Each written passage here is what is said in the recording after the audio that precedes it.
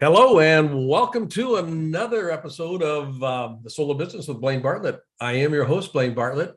And today I've got a guest here that I've been looking forward to having on the show for some time. I first met Jennifer in an office hours program that David Meltzer and I host every Thursday weekly. And you might, check that out. It's a live stream, and we do it every week. Office hours with David Meltzer and Blaine Bartlett. But Jennifer was one of the guests that we had on the show, and I was incredibly frustrated on that show because I didn't have enough time to talk to her. The richness of what she is doing and who she is spoke so directly to what I'm about in my life, which, as most of you know, has to do with tapping into the soul of the business. That whole idea that lends itself to compassionate capitalism. So I invited her to come on the show, and we organized calendars. And today, Jennifer Dawn is on the show, and Jennifer is in the room. So Jennifer, welcome to the show. Oh, Blaine, thank you so much. I'm so excited to be here. And you scared me for a second. I was like, oh no, you were frustrated on the Dave Meltzer. What happened? That's something we can do something about. So that's good. Exactly. That's good.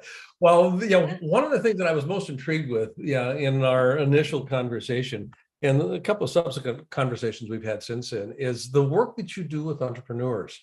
And, that is a sweet spot for me. I love working with entrepreneurs.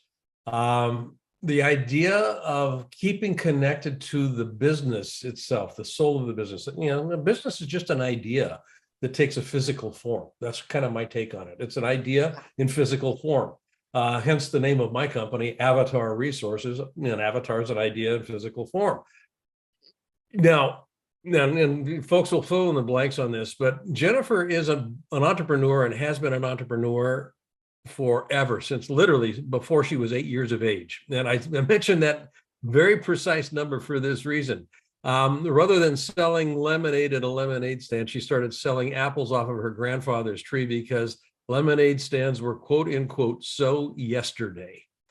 It's kind of like, there's got to be a niche here. There's got to be a spot that I can fill. So I'm going to just use that as an introduction to one of the sharpest entrepreneurial minds I've had the pleasure to come across for a long time. And open our conversation here, Jennifer, with just a simple question. When you hear the term "the soul of business," what does that bring up for you? What does that evoke for you?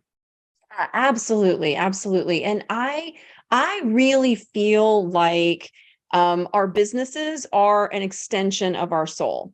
Yes, we have an idea and we do some work and it brings this idea into reality and we have a business. And I know that sounds, maybe some people might be like, what, Jen? Like, your business is an extension of your soul. That sounds, pretty deep, especially when so many people might look at a business as, math, profits, numbers, all of those different tangible, tactical things. But I really feel like business is an extension of the soul, and you're part of your soul's purpose, part of its evolution. And what do they say? Business growth is personal growth and personal growth is business growth. Yeah, that is really and truly how your soul grows and learns, is, I believe, through your business, if you are a business owner. And there's just so many opportunities there for us to nourish our soul through our business, fulfill our purpose and our passion through our businesses, through our soul, but also to heal and to grow and to evolve. I think all of those things can happen through your business, which is directly, I think, a direct extension of your soul.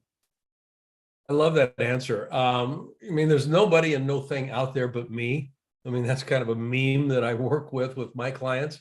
So anything that I'm actually working with is a reflection of my internal state of being, my consciousness made manifest externally. So I love the idea that business is an extension of my soul. It's also an extension of our soul collectively. This is where culture comes into play. The idea of, and this is kind of my language for it. Leadership is a spiritual discipline, I think. It truly is, because if I'm doing it well, I'm continuously putting myself in the position of growing and ultimately transforming. Who I am today is fundamentally different than I was 20 years ago. And I know a large part of that has to do with the way I've approached leadership. And yeah, I want to make a distinction here, and I want to see, kind of open this up and see where we can kind of go with it. Most people and most business leaders think about growth and expansion and expression as being a better version of what we currently are.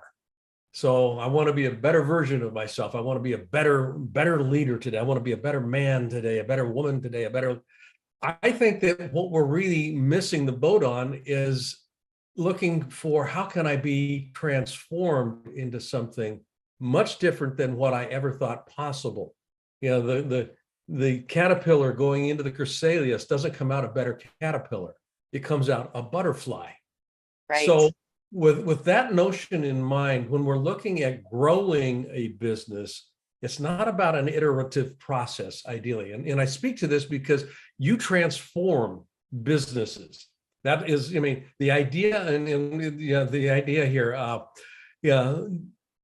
I love this. Your book, The Joy Guide, Finding Your Joy in a World of Crap. Yeah, there's a joy in there that gets transformed. It's not an iteration of just kind of learning how to live better in the crap. It's something else that is transformative. So I'm going to just kind of put that in front of us and see where we can kind of go with it, if you wouldn't mind. Absolutely. And I agree completely that as leaders, the term, we want to be a better version of ourselves. I always like to think of it as living at my highest potential, because sometimes when it's just, I don't know, sometimes I like to love myself right now in this moment and just be like, you know what, Jen, you're okay right now. You're right where you're supposed to be. You're doing what you're supposed to be doing. And this version of you is, the best version that it can be. Not that I don't want to tomorrow take another step to increase my potential and live at a higher potential. And so I'm with you 100% that when it comes to leadership, like that really is, I think, what it is about. And so many leaders who are good leaders, not everybody is a good leader. I think that it's tough these days because we look to our quote leaders and we see a lot of negative things. We see a lot of people in it for themselves. We see our politicians not serving the people that they're supposed to represent. We see corruption.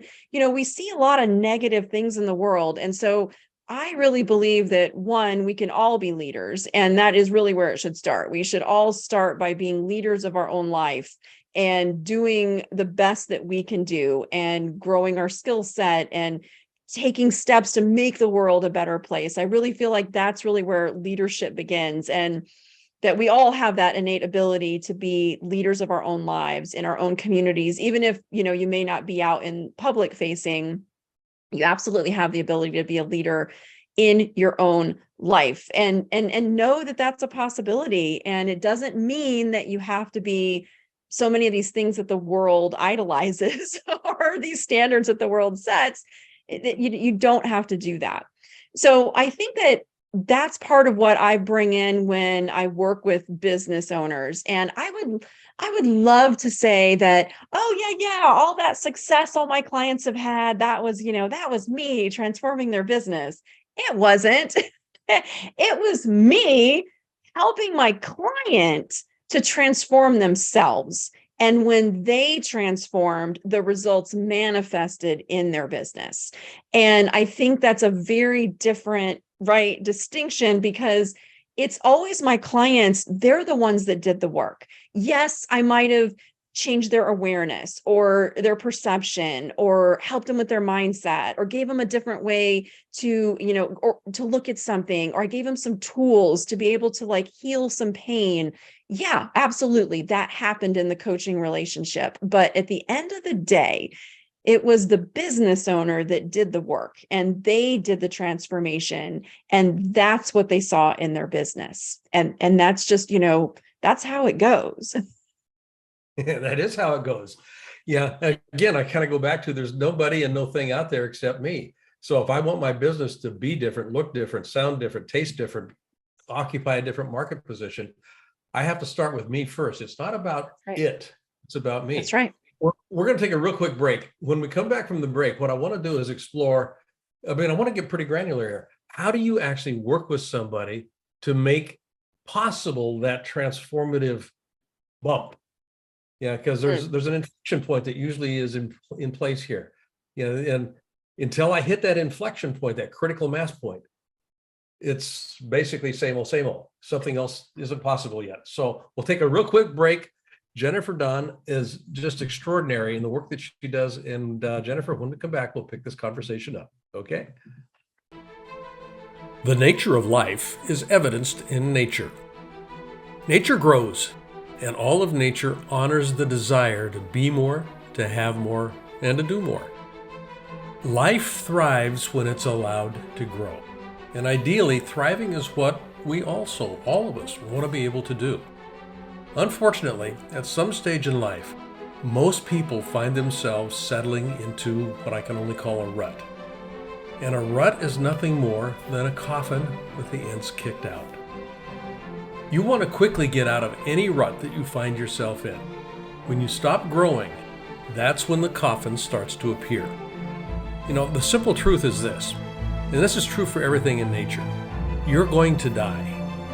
I'm going to die. Every one of us dies. So the question we need to come to grips with is not, are we going to die? The question nature asks us to answer is, are we truly living? That's what motivation is about. It's the desire to move. It's the desire to grow and to excel. Have I lived? How have I lived?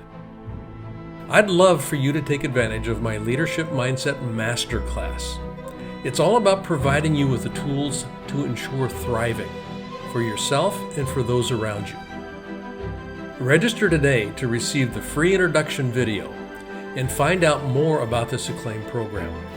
You'll also receive a copy of my international #1 bestseller, Compassionate Capitalism, A Journey to the Soul of Business. I'm Blaine Bartlett, and I look forward to helping you thrive.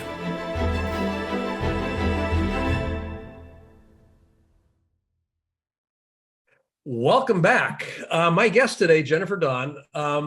We were talking just before the break about transformation and not being a better version of who we are or what our business is, but a completely different version.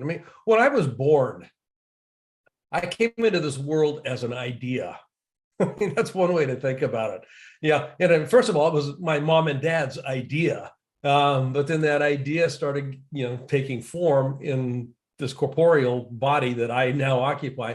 But then at some point, and pretty early on, I had an idea myself about who Blaine Bartlett was. I didn't give myself my name. The idea of my name came from my parents. But I took that and transformed it into something that I know today is fundamentally different than what they ever dreamed as being possible, just given their history, their background, their family of origin structures and everything. And I'm very different from my siblings, all of that. So there has been a transformation, not an iteration in my life cycle. I can also point to my business in the same way. My challenge as a coach, my challenge as a business leader is noticing where that inflection point is. What's the catalyst that I can point to that says, if I pay attention to this, transformation is now possible. So I've got my ideas on that, but my ideas are not what we're talking about here. How do you do that? Because you are extraordinarily successful at doing that. Yeah, that's such a great question. One of the ways that I do this with my clients, and it's probably one of the things I'm most proud of, and I think maybe even the most important, is that with my clients, I create a safe place. And that might sound really simple, but it really is so powerful. I create a safe place because in that space, I can say the things that need to be said, always with love, never shaming anybody ever, because it is a safe space. but sometimes you have to say things that they need to hear. And as a coach, having the courage to say those things that you know somebody needs to hear, even if it might hurt a little bit or not be received as well as you want it to be received, because it's just a difficult thing, but we have to deal with it. We have to get it out and we have to talk about it. And so I would say the very first thing I do is I create a safe space with my clients. So they know they are safe. They know in this space they can tell me anything, they can share anything, they can tell me how they're really feeling. And now that's where the good stuff, that good work can actually happen, of when we're not playing a role. We know that we can just, be ourselves, say what we need to say. It may not be perfect, whatever. We can just get it out there, and then we can start to work through it. And then from that space, that's where I'm really good at reframing, where somebody says, this is what the situation, this is what's happening, blah, blah, blah. And when I can say, oh, well, here's how I see it. The universe has just perfectly laid this out for you. Look at the timing. This is happening here and that's going there. And now you can do this work here. And they go, what? Yeah. Because, it's hard to look at these things when you're in it. And even when I work with my coach, it's just like, I have to be able to dump all my stuff out there and have somebody help me reframe and look at it a different way. Or when I hear somebody saying something that's victim mindset, we can be caught in that victim mindset and not even realize that we're in it. But when it gets reflected back to you in a safe space from somebody that you like and trust and respect and are there to do this work with, it can just be so incredibly powerful. So when we talk about transformation, that's where I start, is by creating a safe space with my clients. I love that. I sometimes will work a pretty simple model. I grew up on a farm and I used to milk cows. 5 o'clock in the morning, I'd be out, or 4:30 in the morning, depending. But I'd be milking the cow on a 3-legged stool. Now, the 3-legged stool, the 2-legged stool is pretty unstable. A 1-legged stool, all bets are off. I'm going to be sitting in the straw. But a 3-legged stool, pretty stable. And the metaphor that I'm working with here has to do with this transformational conversation. And a coaching conversation ideally is a transformational conversation. And the 3-legged stool has labels on it, each leg. Yeah, intimacy or familiarity, safety, and freedom. And what's interesting about this is that there is a relationship between these 3 legs on this stool. The more familiar I am with a situation or an environment or whatever, the more familiar and intimate, I'll use the word intimate or familiar, the safer I feel. The safer I feel, the greater likelihood I'm going to be free to explore alternative ways of thinking, doing, and being. And I can't get to doing, being, and thinking without the experience of safety. And I can't get there unless I'm familiar with what's going on around me and who I'm with. So with that model, and it's my model, I mean, I've just kind of, but with that kind of idea in mind, you said creating safety is kind of the catalyst for you, and you said it sounds easier than it is. It's not real easy to create a safe environment for people. How do you go about doing that? Just generally, I know it's going to be situationally specific, but ideally, what are you looking for to create that sense of safety? I love this. I'll tell you a quick story of an example of how I do this. And the short answer is I do it myself. I set the example for them to follow, is what I end up doing. We were at one of our retreats last year. It was in Montana, and we do a retreat called the Unbreakable Retreat. And we do 3 days of coaching, and then we go out and we do a Spartan race all together. And it's it's a time for them to really get real about where you're at in your business, in your life. And we do a lot of really, really deep work. And at the end of the retreat, one of my coaches, so I led the retreat, yes, but I participated in the retreat. I was there. I was sharing, and this is where I'm at. And when we would have an exercise to do, I would kick everybody off. I would give an example from my own life or share something personal. And that would kind of set the tone for the room. And then it would go from there. And the conversation, the vulnerability, the growth, I mean, it was just, it so far exceeded my wildest expectations.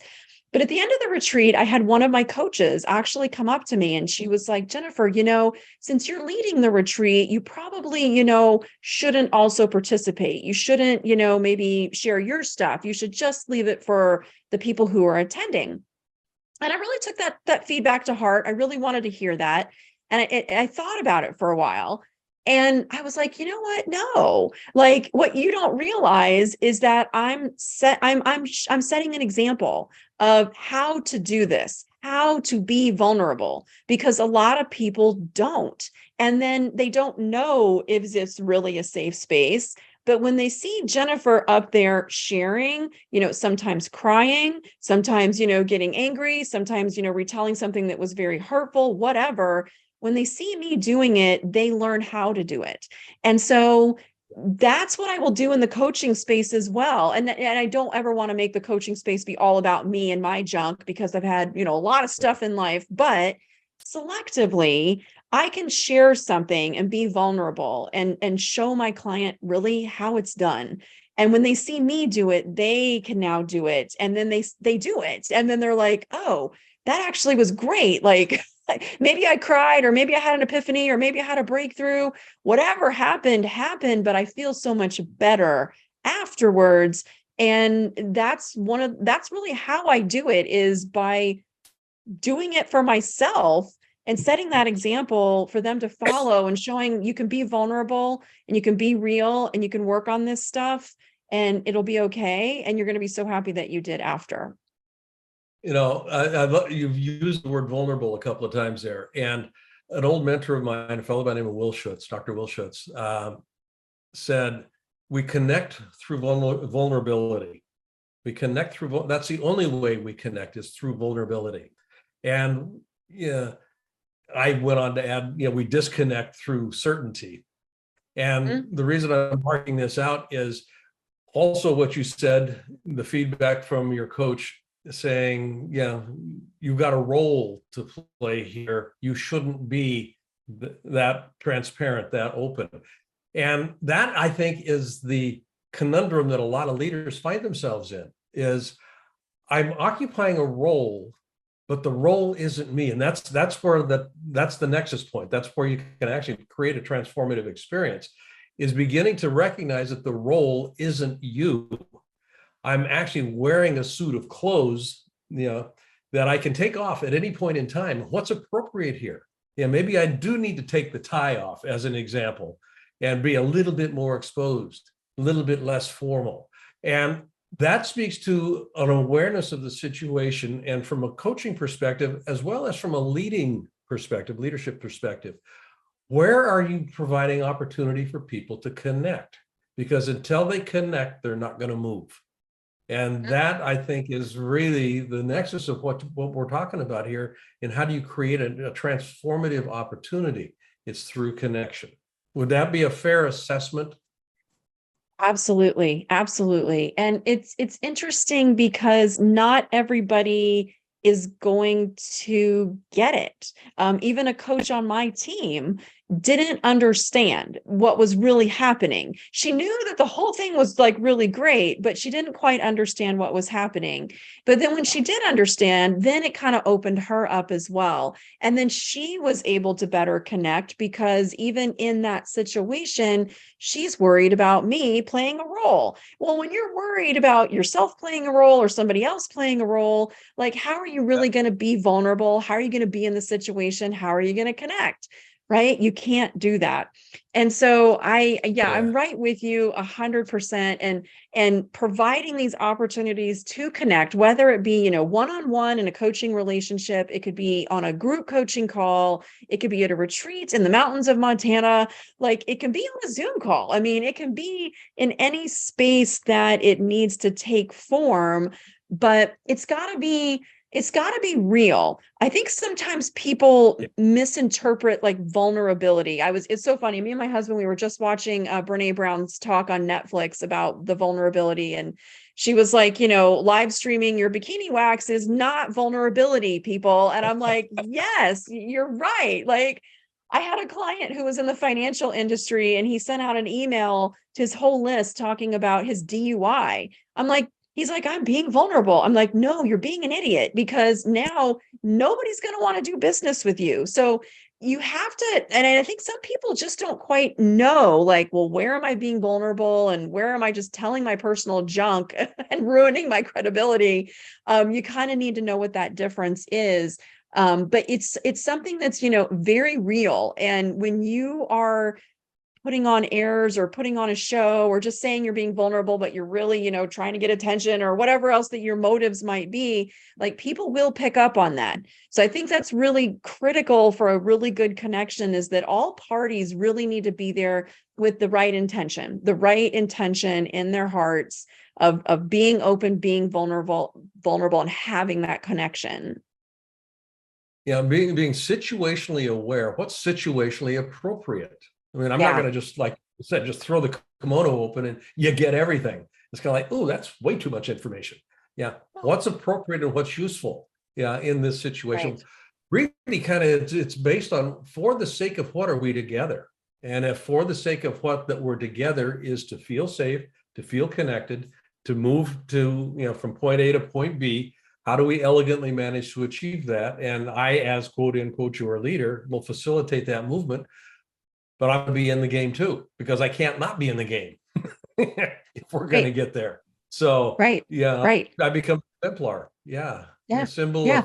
of that we aspire And to. having somebody in your corner who can help you with this stuff, because I have yet to meet a business owner who was just like, I started a business and everything was roses, and it just grew to my wildest expectations. And no, like, there's It doesn't work always that way. challenges, right? And you feel like all your junk, right, all your crap, it just comes up and it will manifest in the business. And even so often I'll work with a business owner and sometimes it is a tactical thing. Like, I need to learn how to do Facebook ads. Okay, great. Yeah. That's a tactical thing.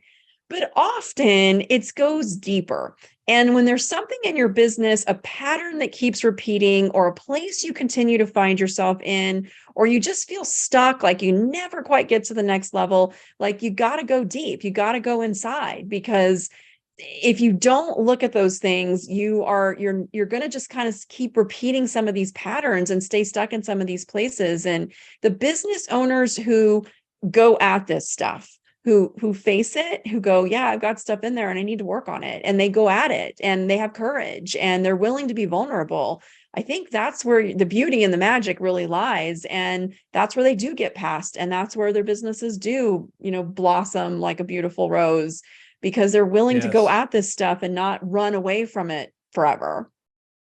I love it. Now, I'm going to come back. We're getting close, unfortunately, to the end of our time here, but I want to be sure that we touch on two things here. One, I mentioned the book, The Joy Guide, Finding Your Joy in a World of Crap.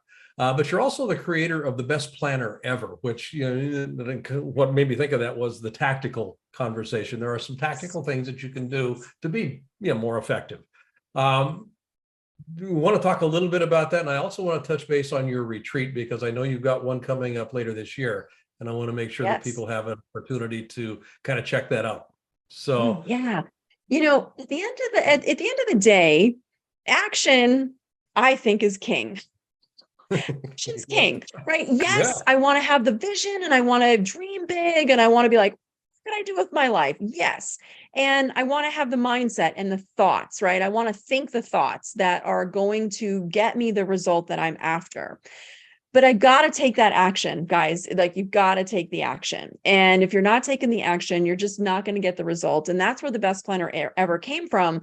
But I was really struggling to find a tool that would help me with my spiritual side and my tactical side. And so I couldn't find a planner that would allow me to have my vision board in the planner, that would every day remind me, read the vision, align with long term where I want to go before I start doing stuff on my to-do list today.